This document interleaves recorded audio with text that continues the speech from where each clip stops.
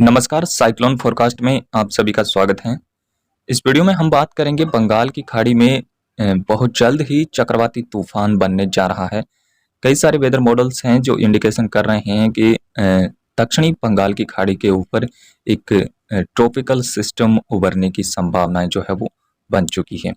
और ये सिस्टम हालांकि भारत की तरफ बढ़ने की संभावनाएं जो है वो लगातार दिखाई दे रही है। इस पर हम इस वीडियो में विस्तार से चर्चा करेंगे। यहाँ पे आप इस मैप में देख पाएंगे कि ये जो सिस्टम यानी कि जो चक्रवात बंगाल की खाड़ी में बनने जा रहा है वो सिस्टम 20 मई के आसपास लो प्रेशर सिस्टम के रूप में अंडमान और आसपास के भागों पे देखा जाएगा और उसके बाद में इस सिस्टम का आगे का जो ट्रैक है वो म्यांमार की तरफ ये कुछ समय के लिए उसकी जो डायरेक्शन है वो म्यांमार की तरफ रहेगा और म्यांमार कोस्ट पर ये आसपास पहुंचने के बाद ये फिर से जो है वो मूव करेगा यानी कि डिप्रेशन बनने के बाद इसके ट्रैक में बदलाव देखने को मिलेगा और उसके बाद ये सिस्टम नॉर्थ वेस्ट की तरफ आगे बढ़ेगा यानी कि भारत के उड़ीसा और आंध्रा की तरफ ये सिस्टम आगे जाने की संभावनाएं हैं और इसके चलते इस सिस्टम में और ज़्यादा इंटेंसिफिकेशन भी देखने को मिल रहा है यानी कि ये सिस्टम सीवियर साइक्लोन से वेरी सीवियर साइक्लोन की कैटेगरी तक ही ये सिस्टम जा सकता है। यहाँ पे इस सिस्टम का आप प्रेशर भी देख सकते हैं 978 तक ये सिस्टम जो है वो जा सकता है और ज़्यादातर अभी हालांकि इसका कोई ट्रैक विशेष तौर पे ऑफिशियल ट्रैक नहीं है लेकिन फिर भी इसकी संभावना रहेगी उड़ीसा कोस्ट की तरफ आगे बढ़ने की और ये सिस्टम काफ़ी इंटेंसिफिकेशन भी हो सकता है क्योंकि इसको जो समुद्री ट्रेवल है वो काफ़ी ज़्यादा मिल रहा है। हालांकि ये सिस्टम अगर म्यांमार कोस्ट पे लैंड करता है तो ये सिस्टम बहुत ज़्यादा इंटेंसिफाई नहीं हो सकता क्योंकि इतना ट्रेवल इसको नहीं मिलेगा जिसके चलते ये साइक्लोनिक एक्टिविटी के आसपास ही म्यांमार कोस्ट पे लैंड कर सकता है। लेकिन यहाँ से ये सिस्टम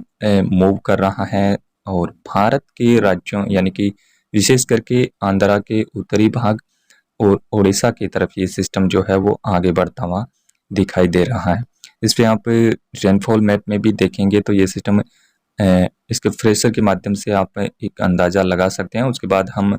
इंचुबल मेंबर्स का क्या मानना है कि कहाँ पर ये सिस्टम उभर सकता है और किस डायरेक्शन में ये सिस्टम आगे बढ़ने की संभावना रहेगी और इसका आप टाइम पीरियड देखेंगे कि ये सिस्टम 20 मई के आसपास डेवलप होने की संभावना है यानी कि लो प्रेशर यहाँ पे ये सिस्टम लो प्रेशर के रूप में बनेगा और उसके बाद ये सिस्टम 25-26 मई के आसपास आप देख सकते हैं ये भारत के कोस्ट के पास में पहुंच जाएगा और इसका हालांकि लैंडफॉल की अगर हम बात नहीं करेंगे इसका लैंडफॉल रीजन अभी कोई कंफर्म नहीं है और ये उड़ीसा की तरफ आगे बढ़ने की इसकी ज़्यादा संभावनाएं रहेगी। इसी रीजन को ये इफेक्ट कर सकता है, ऐसी संभावनाएं जो है वो बन रही है। इसके बाद अगर आप यहाँ पे देखेंगे कि इंसिबल मेंबर्स का क्या प्रेडिक्शन है तो आप देख सकते हैं बंगाल की खाड़ी में 17 मई के आसपास एक्टिविटी जो है वो काफ़ी ज़्यादा बढ़ती हुई दिखाई दे रही है। इस समय 20 मई के आसपास आप यहाँ पे देखेंगे अंडमान और निकोबार द्वीप समूह के आसपास प्रेशर काफ़ी ज़्यादा कम दिखाई दे रहा है यानी कि यहाँ पे लो प्रेशर सिस्टम इस समय डेवलप होगा और उसी समय आप अरब सागर पर भी देखेंगे कोई ना कोई सिस्टम जो है वो डेवलप हो सकता है या कि लो प्रेशर जैसी एक्टिविटी यहाँ पर भी देखी जा सकती है। लेकिन बंगाल की खाड़ी के बड़े रीजन में आपको प्रेशर जो है वो काफ़ी कम दिखाई दे रहा है और जिसके चलते यहाँ पे ज़्यादातर जो है वो मेंबर समूह का मानना है कि बंगाल की खाड़ी में 20 से 25 मई के बीच में ट्रॉपिकल एक्टिविटी होने की संभावना रहेगी यानी कि ट्रॉपिकल साइक्लोनिक स्टॉर्म जैसी गतिविधियां जो है वो बंगाल की खाड़ी के भागों में देखने को मिल सकती है और इसका जो ट्रैक का इंडिकेशन भी आप यहाँ पे समझ सकते हैं कि ये बंगाल की खाड़ी में दक्षिण पूर्वी भागों पे बनने के बाद ये सिस्टम जो है वो धीरे धीरे भारत के उड़ीसा कोस्ट की तरफ और कुछ आंध्रा के आसपास के भागों की तरफ इंचुबल मेंबर्स का प्रेशर सेंटर जो है वो जाता हुआ दिखाई दे रहा है और इस समय 25 मई के आसपास आप देखेंगे कि यहाँ पे अरब सागर में जो है वो एक्टिविटी काफ़ी ज़्यादा बढ़ सकती है। जब इस सिस्टम का लैंडफॉल हो जाएगा उसके बाद अरब सागर में भी ट्रॉपिकल एक्टिविटी होने की संभावना रहेगी।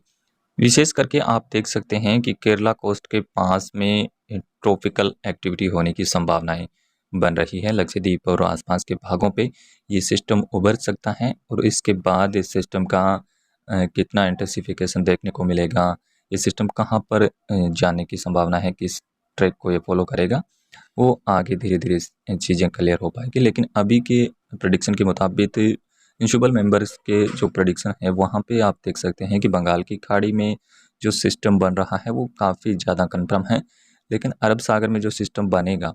यानी कि अभी भी एक सिस्टम 14-15 के आसपास से लो प्रेशर एक्टिविटी होने की संभावनाएं हैं। लेकिन उसके बाद 26 के बाद यहाँ पे ट्रॉपिकल एक्टिविटी अरब सागर में देखी जा सकती है। लेकिन बंगाल की खाड़ी में साइक्लोनिक एक्टिविटी होने की जो संभावनाएं हैं वो काफ़ी ज़्यादा हैं। मोस्टली मेंबर्स का ये मानना है कि यहाँ पे ट्रॉपिकल साइक्लोन बनने की संभावनाएं जो है वो काफ़ी हद तक जो है वो कन्फर्म है। लेकिन इसका ट्रैक और इसका इंटेंसिफिकेशन अभी भी कन्फर्म नहीं है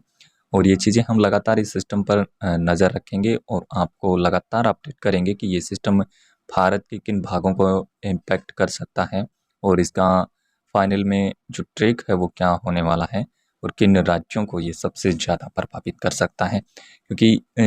टेम्परेचर भी इस समय जो है वो काफ़ी ज़्यादा फेवरेबल रहेगा और इस सिस्टम का समुद्री ट्रेवल जो है वो काफ़ी ज़्यादा रहने की वजह से ये सिस्टम और ज़्यादा इंटेंसिफाई हो सकता है और ज़्यादा खतरनाक हो सकता है, जिसके चलते भारी नुकसान हो सकता है। तो इस सिस्टम पर हम लगातार नज़र रखेंगे और आपको लगातार अपडेट करते रहेंगे। आपसे एक निवेदन है कि अगर आपने अभी तक चैनल को सब्सक्राइब नहीं किया है तो प्लीज़ चैनल को सब्सक्राइब कर लें, ताकि हम जब भी वीडियो अपलोड करें तो आपको नोटिफिकेशन मिल जाए। फिलहाल इस वीडियो में अभी इतना ही। धन्यवाद, नमस्कार।